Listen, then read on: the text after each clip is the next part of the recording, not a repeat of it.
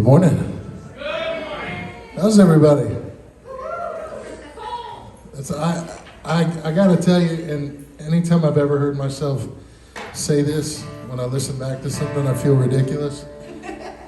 But I'm going to do it anyway. I have no idea what woohoo means in terms of how do you feel? Woohoo! I love it. Everybody woohoos, so congratulations if you're woohooing this morning. Not real sure what it means, but I'm excited for you, so congratulations. You guys ready to worship? Yes. Woohoo! Stand with us, come on.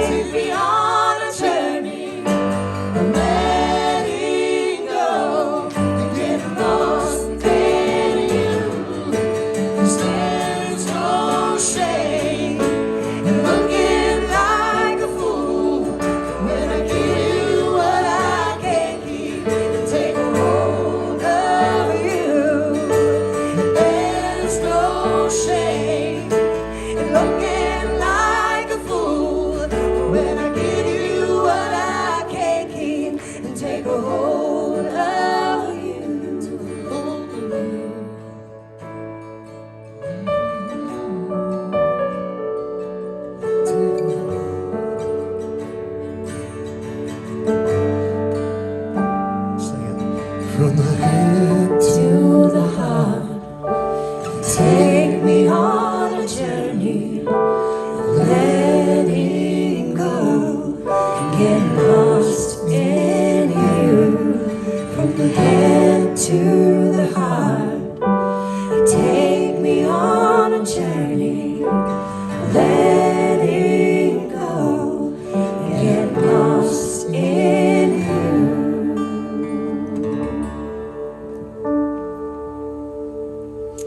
Let's go ahead and thank these guys for getting us started this morning.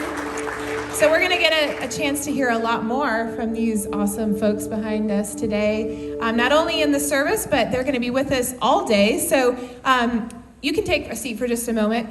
Well, actually, I take that back. I mean, yes, I'm going to just give some announcements, but then you're going to, you can make your choice. But I am going to ask you to stand, and then you're going to be like, she just told us to sit down, so I apologize in advance. Anyway, welcome to the Grove. We are absolutely excited to have you today. Woohoo. I don't know what that means either, but I feel it. It's excitement. I have to confess, it is like Catholic Church. I have to confess, when a music leader asks me to ask people to start clapping, does anybody else feel, I mean, unless you all have perfect rhythm, does anyone else feel totally like they're going to make it mess up? Right? I do. Every time I'm like, oh no, it's going to be me. I'm going to clap on the wrong beat. And then I try to really focus, and Jeff claps really loud. And so I try to make sure, because I don't want to And very well. He does a very good job. He's a good clapper. He is a good clapper, and I always feel so... It's your instrument. I have no rhythm. So for all the folks that have no rhythm, I feel you, and I'm so happy that you clapped anyway. I tried to stay, and I did it. Just stick with I did, and I did pretty good. Well, we have a few announcements to make, and that's my job to share with you this morning. So Pub Theology will meet again this week, Thursdays at 7. We're going to continue. We are going to have some fires going because we know the temperatures are getting a little bit cold. But this Thursday night at 7 o'clock at the Yard for conversation about faith and life and the intersection of all of that together. So we'd love for you to be there and join us. So this Thursday at 7 at the Yard. Downtown in Bryson. Something else we've talked about the last couple Sundays, but we are still going to keep announcing it, and we're trying to get just kind of solidify the team that's going to be headed to Guatemala. So our Guatemala trip is March 4th through the 11th.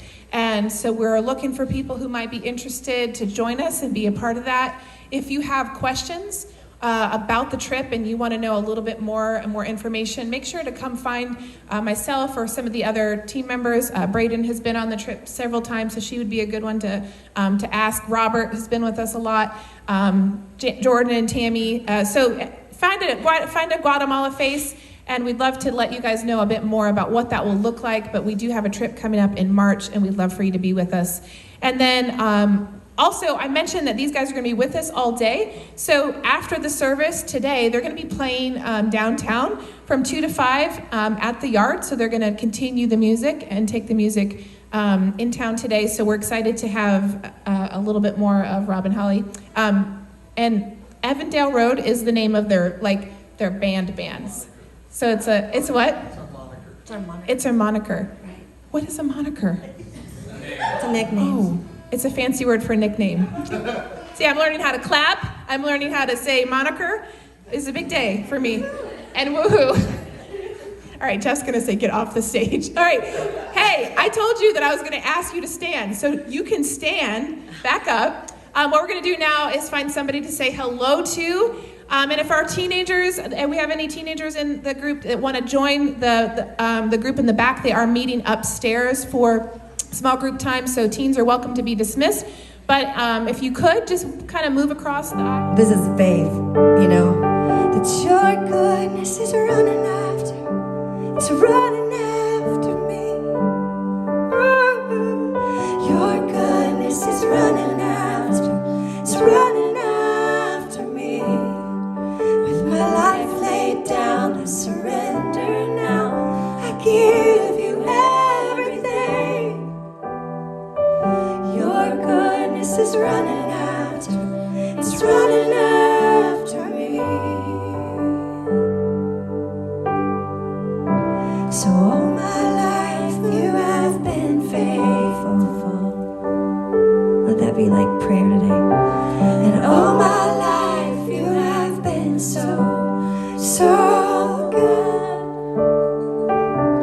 With every breath that I am able, oh, I will sing of the goodness of God. Oh, I'm gonna sing of the goodness of God.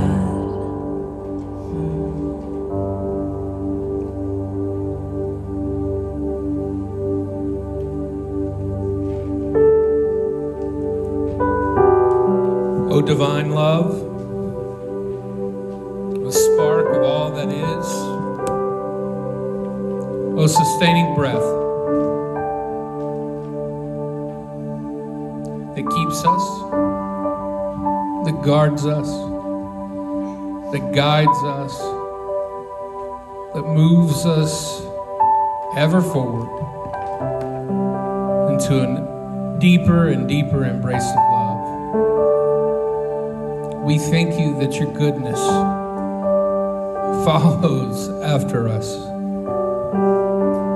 May we rest in that goodness this morning, where we seek to cover ourselves with that goodness.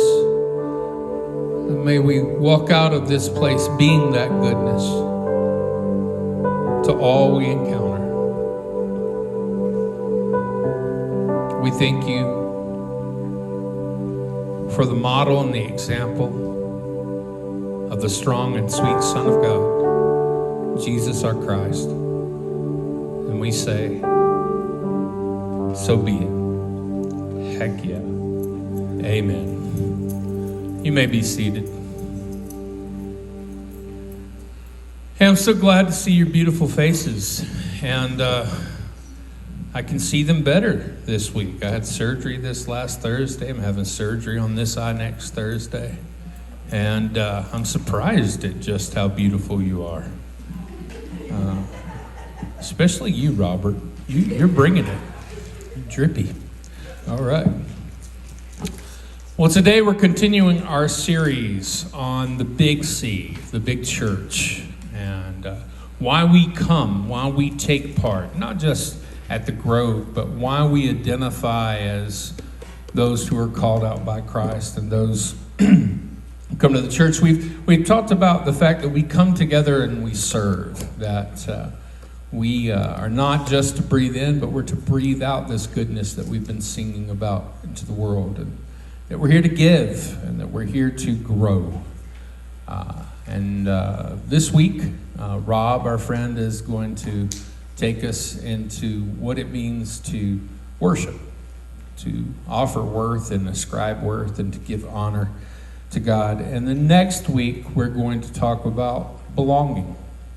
And we're going to take communion together, the Lord's Supper, the Eucharist with one another. And our table is open to all because all are beloved. But I'm excited about this opportunity to continue forward, and I know of very few people in my life that I would want to entrust with what it means to worship other than Rob and Holli. And so I encourage you to, put your thinking hats, but more importantly, let this truth sink into you, into your very being today as you move forward. I'm sure we're all going to come away from today being better because of it. As always, there's plenty of opportunities for you, as we've talked about, to serve, to give back, to be God's hands and feet to this community, whether that's with your finances or that's with your talents and time. I want to thank Caleb for being up in the soundboard today with Canon Learning, and his wife Caitlin's with our other Caitlin up with the teens as they're talking about what it is to be God's hands in this world. So if you will, just center your heart with me as I breathe a prayer over us, a blessing for this time. And Rob and Holli are going to share one more song, and they're going to move forward. Heavenly Father, Mother, giver of our life, we thank you for your presence. We thank you that you are the ground of being, that you are love, that you are truth, that you are goodness, that you are beauty.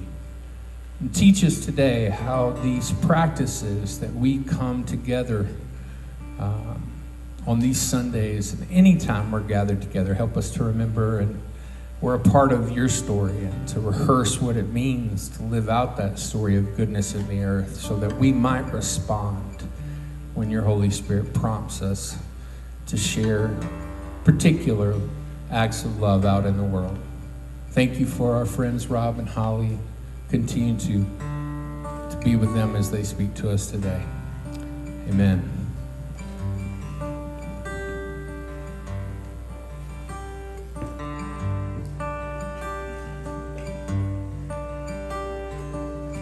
Come now, my heart. Hear the sound of his call. Bow down, give all to him, even the secret things. 'Cause there's none more trustworthy, who heals deeper than deep, and all of his promises are true. In his presence I'm made new.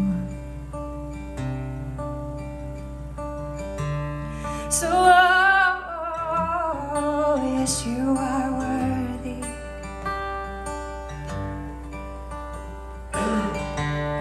And I long to sing a new song.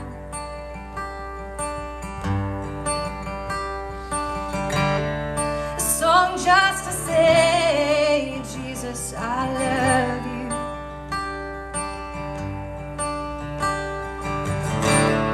A song to give praise to the faithful one.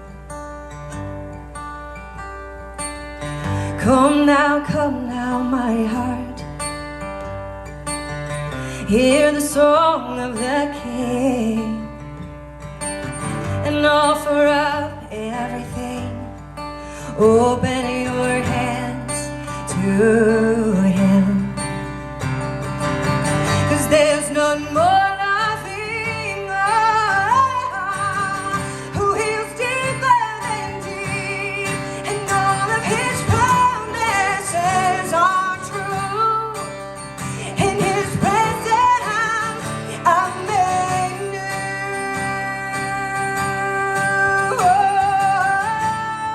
And oh, yes, you are worthy.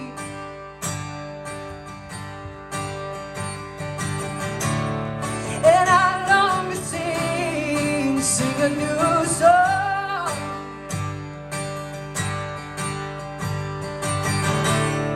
A song just to say, Jesus, I love you.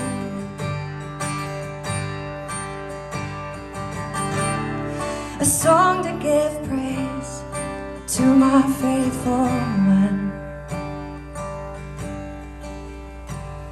And here, deep in my heart, echoes your song. Your love, it opens my heart and carries me home. Here, deep in my heart, echoes your song.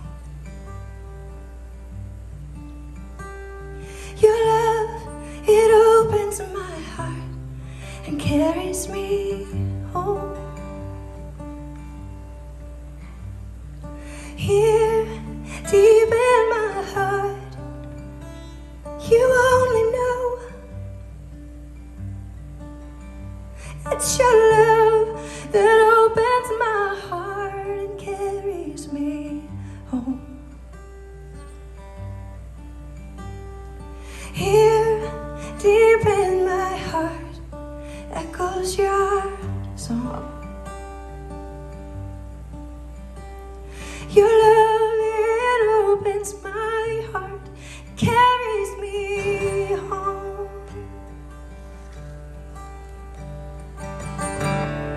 And oh,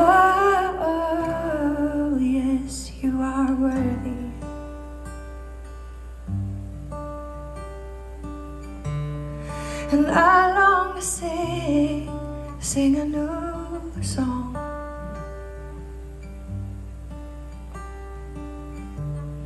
A song just to say, Jesus, I love you.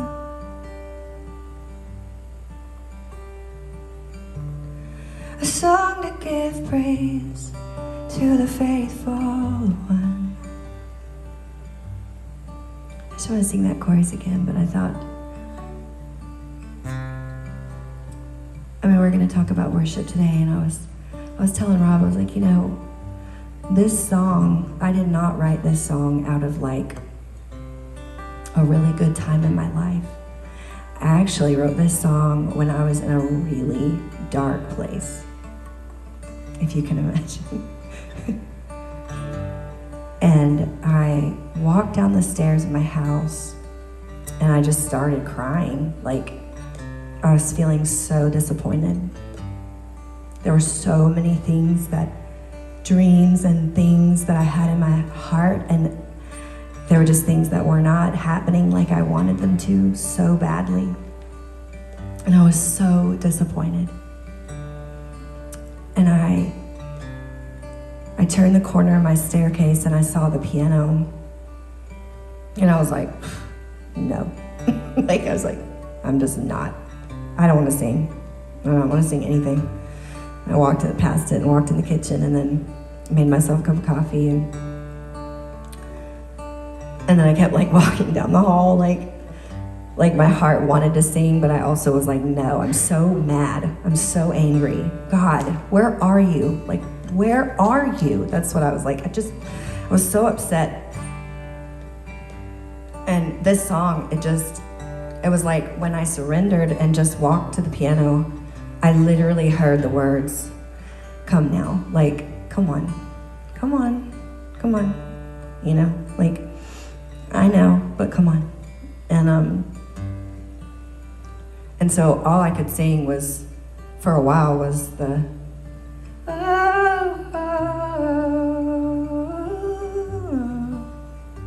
I just sang, oh.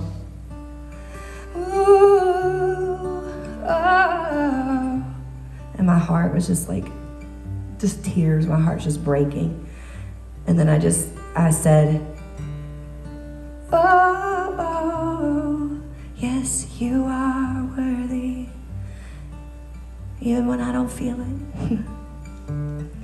And I long to sing a new song. I need a new song. A song just to say the only thing I could think of, Jesus, I love you. A song to give praise to the faithful one.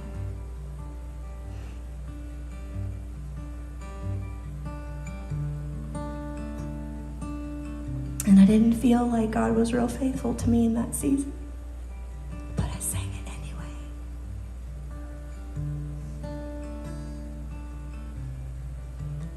And I think and we're going to talk a little more, but I think that's what worship is like for me. It is not these mountaintop experiences a lot of times. A lot of times it's out of the deepest cry of my heart when I'm not okay. Yeah.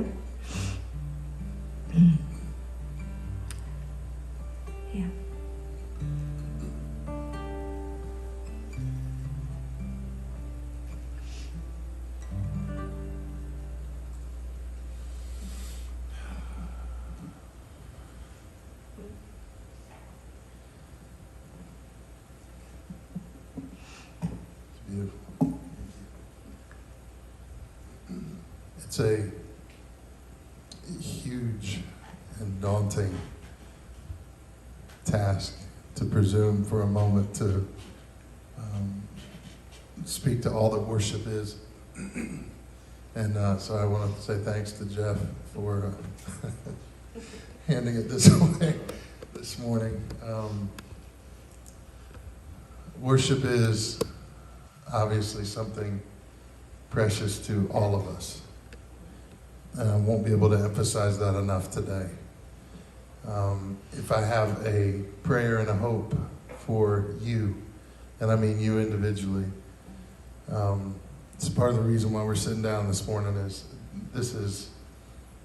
if we could somehow be transported to a coffee shop and just sit across the table from each of you and have this conversation, that would be the heart that we'd want to sit in this morning.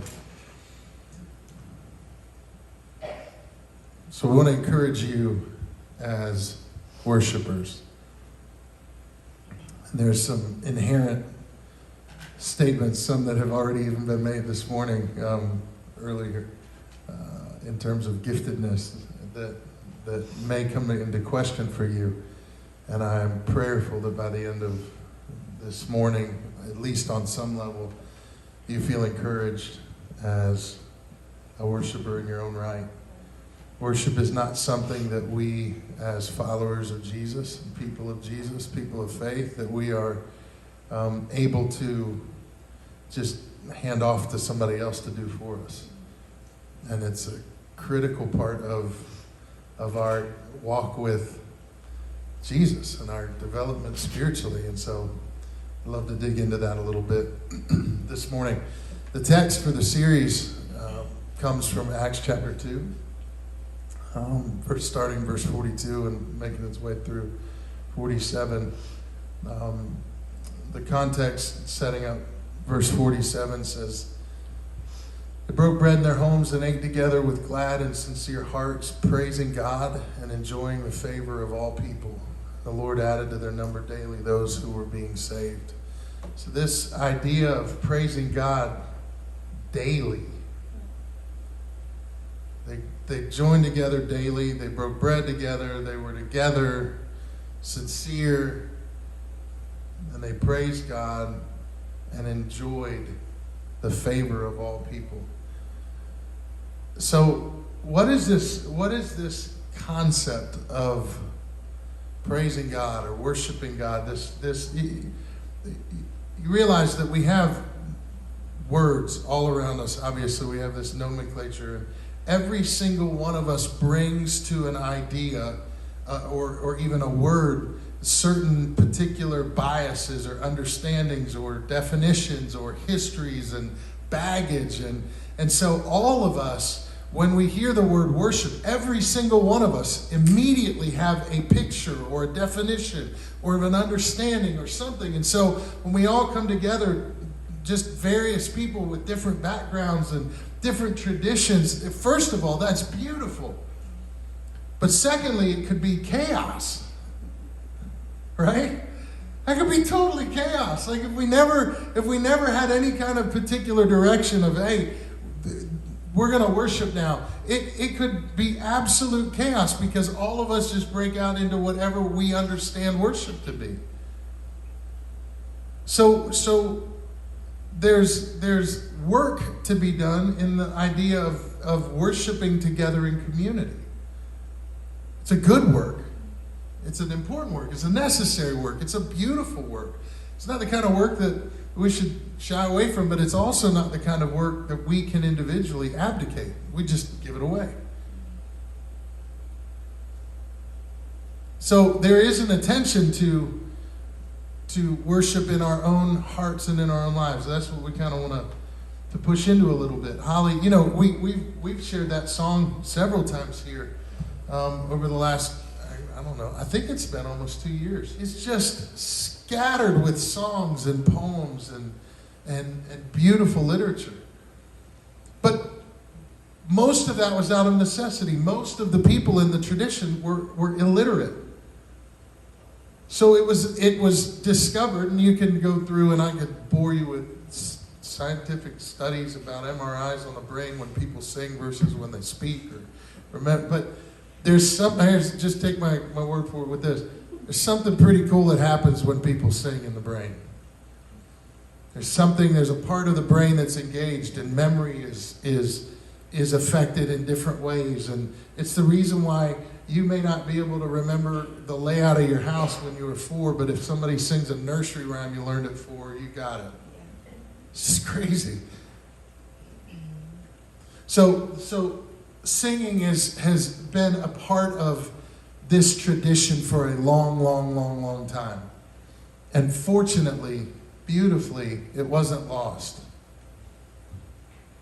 Unfortunately, there were other expressions of worship that were lost in history. Not completely by the church, but almost fell out of vogue. People forgot how important they were and how much they had been a part of it. So there's no way to take you through an exhaustive history, but I was thinking, Nicole's father was one of my professors in college, and we had loads and loads of conversations around worship, and he would be potentially disappointed in how quickly I run through this. But we just don't have time. But in terms of history, you've got these songs that would be used to deliver news and carry ideas. And are you guys with me? Yeah. Okay, just making sure, because just throw something if you're totally bored, and we'll have Holly sing again.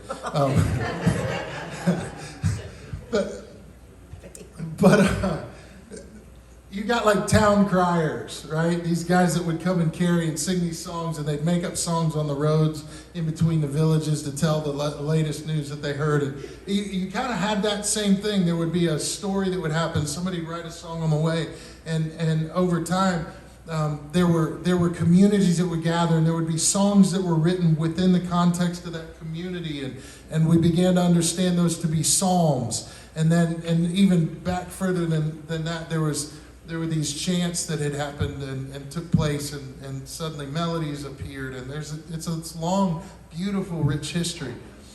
But the songs made their way into the church, into worship, into expression within communities, because they carried with them the stories, they carried with them doctrine, they carried with them theology. They carried in these songs the beliefs of the people, and these songs would come out of the hearts of artists, and they would help to shape those things. And there are songs that for years now that I've written personally, and I could stop and sit down with you and teach you this one verse. Let me tell you where I was in my life when this happened. Let me tell you what was happening and what was being spoken to my heart. And this is so, the verses for me sometimes can be my theology, and then the chorus is like the revelation. It's like the aha. That's the part that I'm excited about. And so, if I was really in a good space, I'd make a really good big chorus, and you'd like it. And if I wasn't in a really good space, you'd be like, "Yeah, that song is all right. It's okay. It's good, man. Keep writing." But over time, even in more recent history, there were these bar tunes that were being hijacked by these radical followers of Jesus, and they would rewrite the lyrics to these bar tunes, and everybody knew the tunes, but all of a sudden they were hearing these new lyrics. And then you fast forward, and all of a sudden people called those hymns. And then fast forward a little bit further, and people like me were like, why do we have to sing those? They were radical, countercultural ideas and songs in their day. And the church adopted them and grabbed them, and they became food for people's discipleship and learning and growth in this spiritual life. And it was phenomenal. So there's, you guys may remember, holy, holy, Lord God Almighty, early in the morning our song shall rise to thee. You remember it? Anybody? Okay. Holy, holy, holy, merciful and mighty, God in three persons, blessed Trinity. That's really good. I mean like what we just did. I just mean that. We did good. We collective. Holy, holy, holy. Lord God Almighty. You could sit down and take those verses and you could just read and read and read and grow. There's Trinitarian theology and there's beautiful doctrine. There's so much in that one little piece. That was Reginald Heber who wrote that one. A hymn from a German baron, Count Nicholas Ludwig von Zinzendorf wrote this hymn many, many years ago, hundreds of years ago. And he said, when simplicity we cherish, then the soul is filled with light. But that light will quickly vanish when of Jesus we lose sight. Another song, The Love of God. One of the most beautiful hymns ever penned. There's so many songs, Amazing Grace, and all of these beautiful hymns that come along, and then it's like the church kind of grows out of that expression, or the culture in the church kind of grows out of that expression. So then all of a sudden you got like, you've advanced from hymns, and you got, as the deer panteth for the water, so my soul longs after thee. Anyone? Couple? Good. You alone are my heart's desire, and I to worship thee. Come on, sing it. And you alone are my strength, my shield. To you alone may my spirit yield. You alone are my heart's desire, and I long to worship. How long has it been since you heard that? And you remember it? It's right there, right? Is that powerful? So singing there's something beautiful. There's something beautiful about singing. And it has its place. There's no question about it. And then somebody comes along and is like, well, I'm kind of tired of those choruses. And so you get this.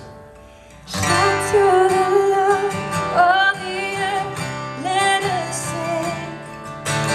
Power and majesty, praise to the King. Mountains bow down and the seas will roar at the sound of your name. I sing for joy at the works of your hands. Forever I'll love you, forever I'll stand. Nothing compares to the promise I have. Nothing compares to the promise I have. Nothing compares to the promise I have in you.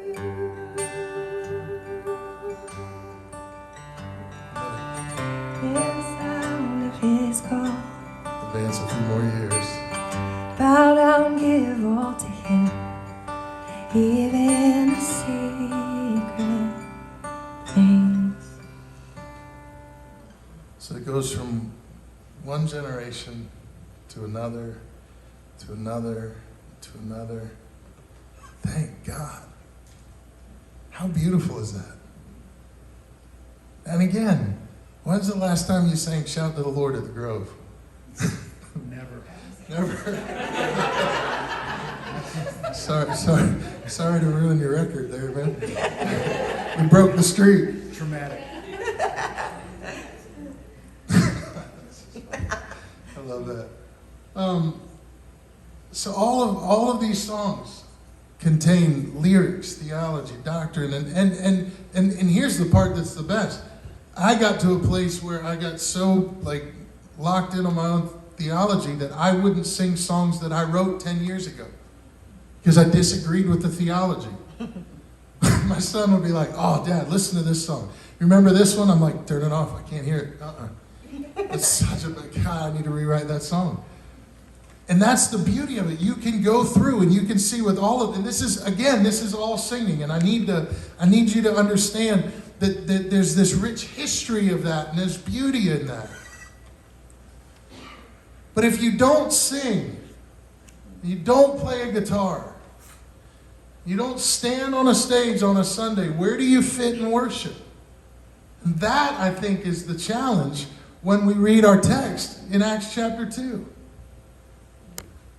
They're all engaged in this. They were all celebrating. They were all praising. All of them. There wasn't a moment that we see in that, at least in that passage, where it seems like there's some kind of place to abdicate your role in worship to the professionals, that they just do that. And that's dangerous. Would you agree? Yes. Thanks.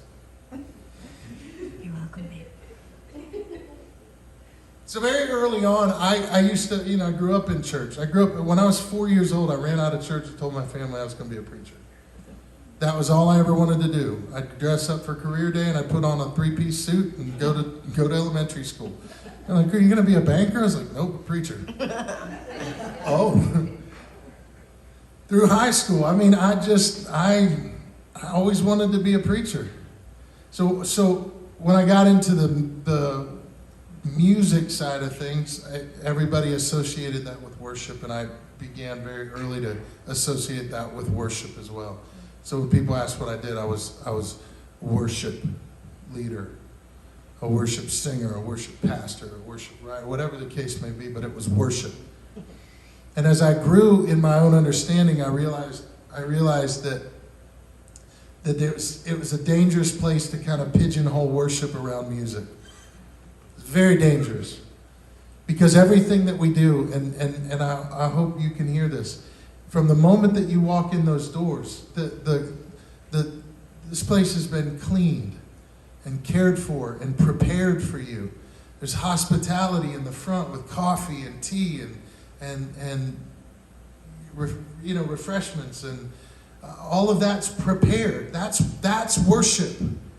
There's certainly music, but there's all the preparation. You got the guys in the back, the tech we didn't need lyrics for "Shout to the Lord" or "As the Deer" because they were just simple songs that we learned, and of course we sang them 1,000 times in like 1 year. But people that are doing lyrics, and we have new songs all the time now. There's so many people writing songs. That's phenomenal, but it can be difficult.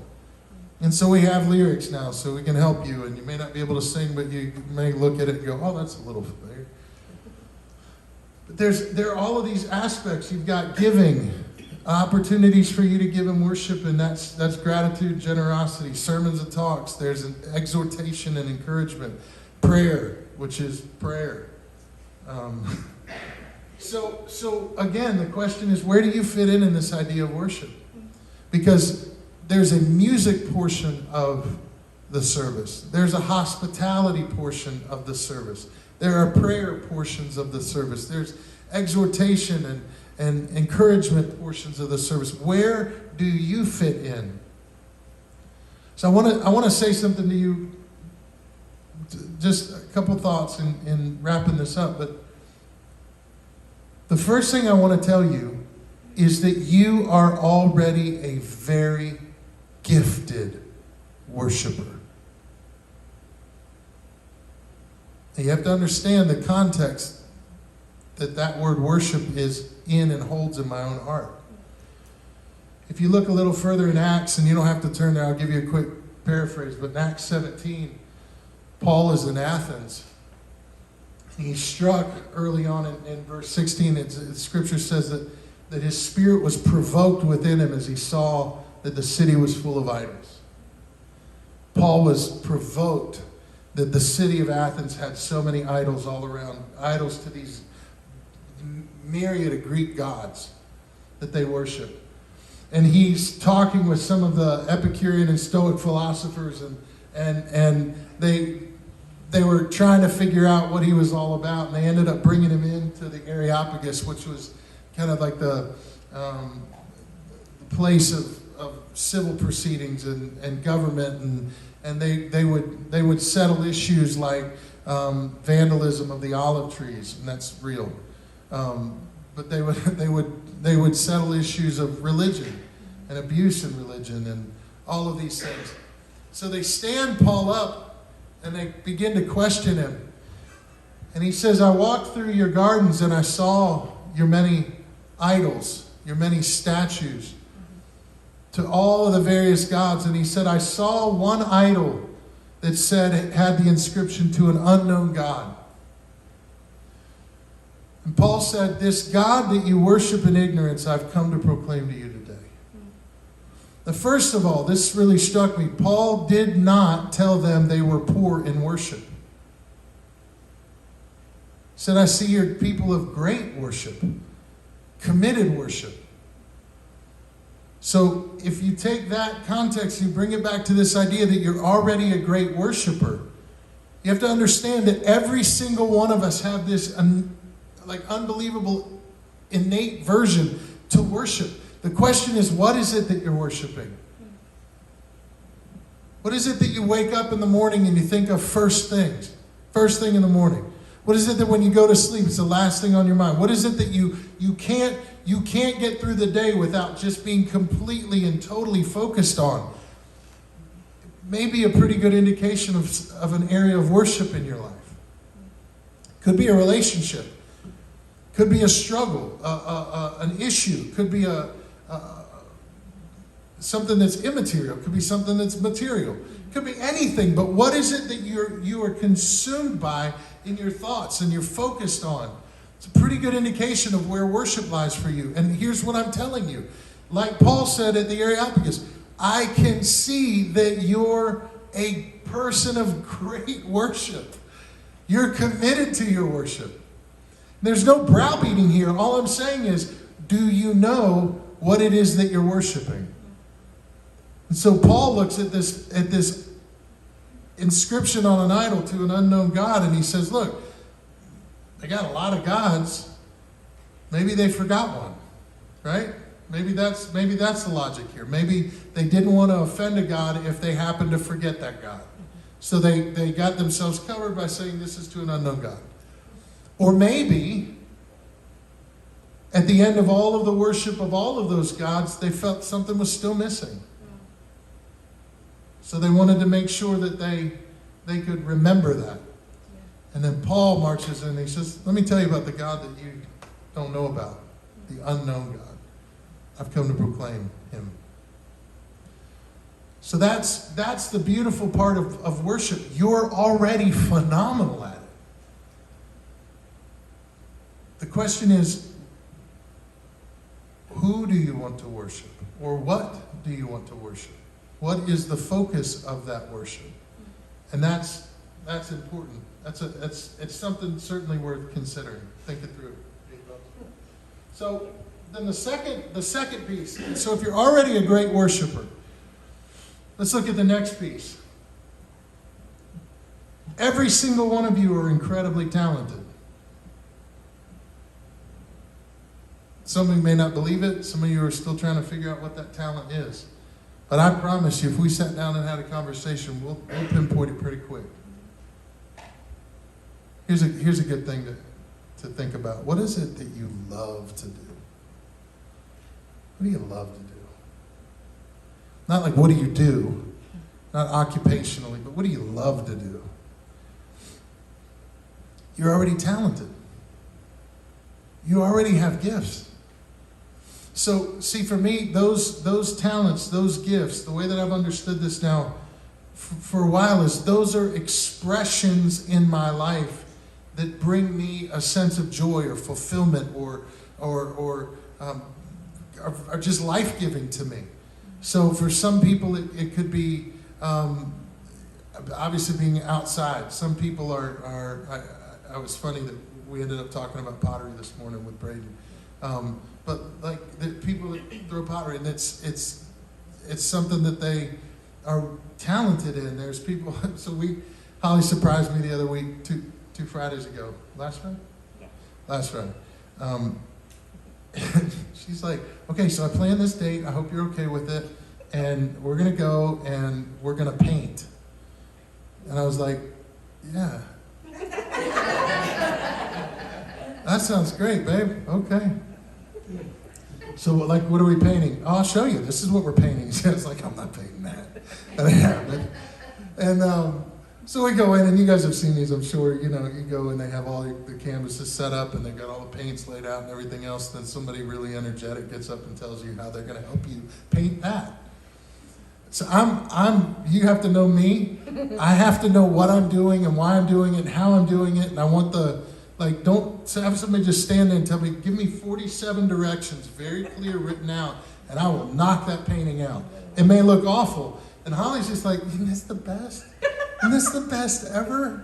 This is great. Like, there's nothing here. I was like, hey, I need the paint by numbers version.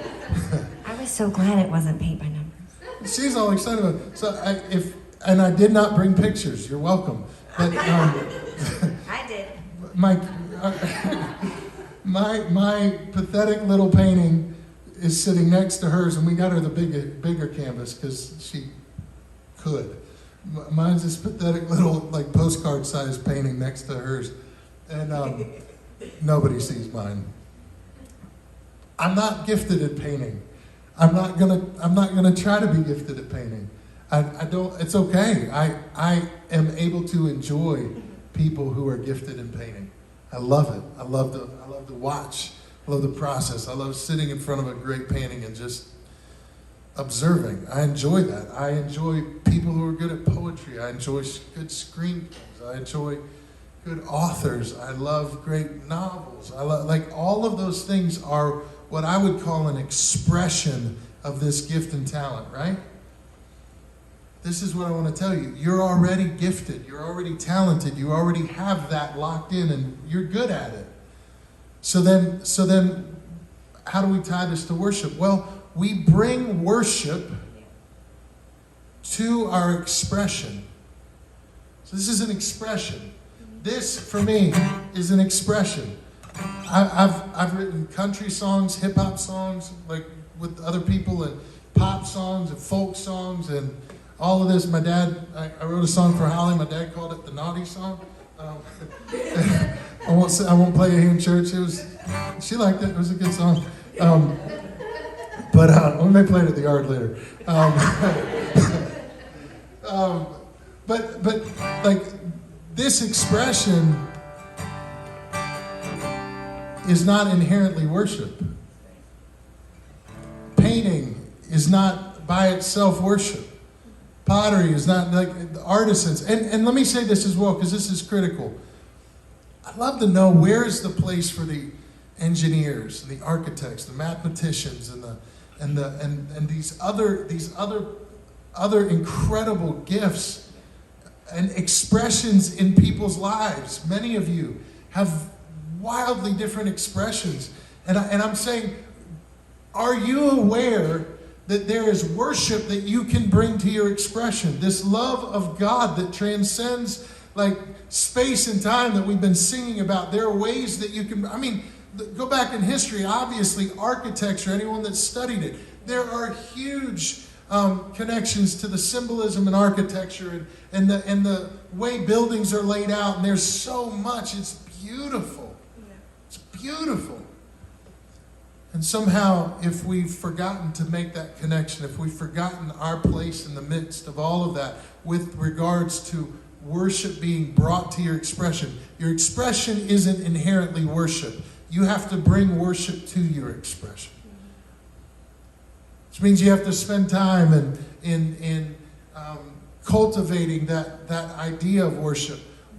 Discovery, observation, wonder, walking and just watching. And some of you are gifted with photography. Please keep doing that. Whether it's graphic designers or whatever, athletes, whatever it is, you can bring worship to your expression. And as you do that, it leads us to this last piece that I want to encourage you with.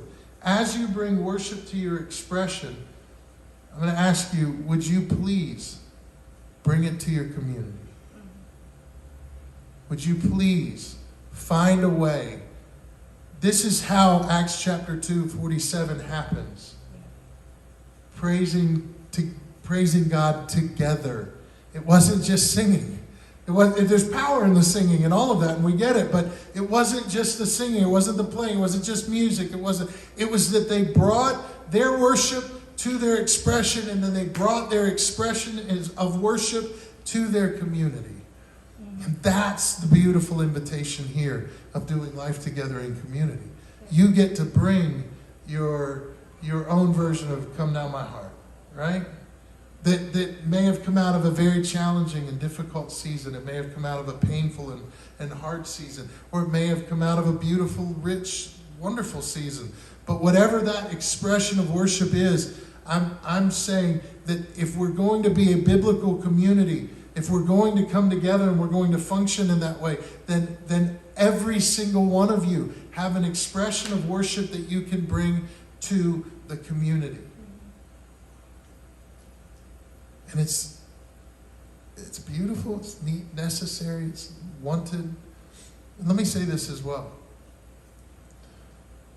There are times where we get to sing and we get to play and enjoy that part of it. But there are also times where we get to just come and sit and be a part of it. And there are some people that you may be in that season where you're like, I really don't have much to give. And I just want to say, okay. So there isn't a pressure, there isn't some hard sell on this, there isn't some, hey, we're going to have volunteer sign-ups next. It's just, I don't think. Okay, good. So we're clear from that. But I would say this to you, if we were sitting together at a coffee shop, sipping coffee, I would love to hear what your worship expression is. I'd love to know that. If you're an artist, I'd love to see some of that. I'd love to, if you have a manuscript, man, it'd be fun to read that. If you're an intellectual, I'd love the dialogue and just listen. If you're academic, let's talk. I'm inspired by that. But there is a place for all of that here. There's a place for all of that within the body. And we just need to find it. Agreed? Yeah? I bless you guys. You are life to us. We drive over here. So excited to worship with you and feel so, so blessed that we can. So thank you. Come on, bro. Thank you.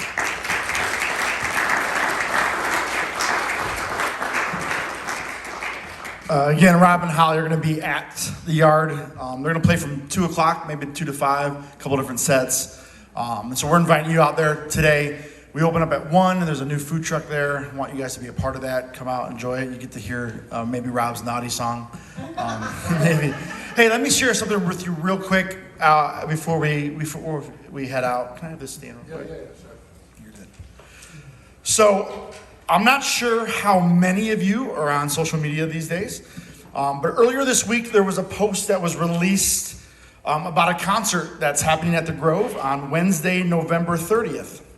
A friend of mine that I met at one of the Wild Goose festivals was going on tour, and he was looking for a place to play between Chattanooga and Asheville, and we fit that description. So I offered him a venue, and he took me up on it. What's different about this concert is Matthew, who is my friend, is a happily married gay man whose pronouns are them and they. But when they perform in concert, they dress in drag, and she goes by the name Flamey Grant. Matthew grew up in Asheville. He went to school in Western North Carolina, spent his summers in Bryson City going to summer camp at Camp Living Water, tubing at Deep Creek and hiking and all that. And so he's local, and he hasn't performed music since leaving North Carolina about 20 years ago. But he experienced religious trauma from toxic religion in this area, and he's looking for healing. And I want to read you a couple words that Flamey Grant had put out to describe herself. Flamey is how I free myself, and it's turned out how I connect with other people who need a little liberation. If my sexuality and identity hadn't been so repressed by toxic religion, I'm sure I would have found drag earlier. But I have no regrets. Even a little later in life, it's a beautiful thing to discover that all of your favorite things, music and makeup and performing and even spirituality, come together in an empowering, fabulous persona. Although I've been performing my whole life, it was drag that helped me finally realize how my strange experiences with religious trauma, my queerness, my love for music, my passion for helping people stuck in toxic environments all come together in Flamey Grant. She's a fierce fighter for justice who has a powerful set of pipes, a great sense of humor, and lots of love to give. I want my drag to be about self-discovery and space making, giving people room to simply be themselves and empowering them to throw off the things holding them back. Flamey is a shame-slaying, soothsaying, hip-swaying heathen. I do what I do because I know what it's like to believe you don't deserve happiness. For anyone oppressed by shame and fear, Flamey is here to shine floodlights on the way out and to remind them that they are so not alone. I think one of the biggest contributions to my community is the ability to help people get their own life, step into their own liberty, feel their own happiness, because that's what drag does. It shows you how ridiculous the rules of gender are, how trapped all of us are by the binary idea of masculine and feminine. It helps us take these things less seriously, and in doing so, gives us a chance to live more freely, to be happier.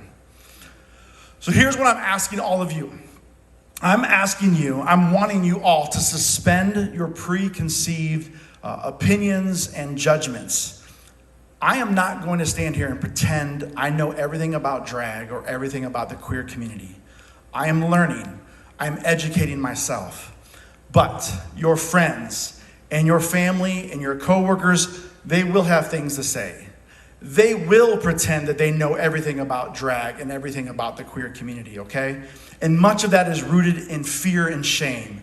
But some of it is genuine misunderstandings. But this is going to be an opportunity for us to grow and to learn and to love. It's the reason we're here. It's the reason we are who we are.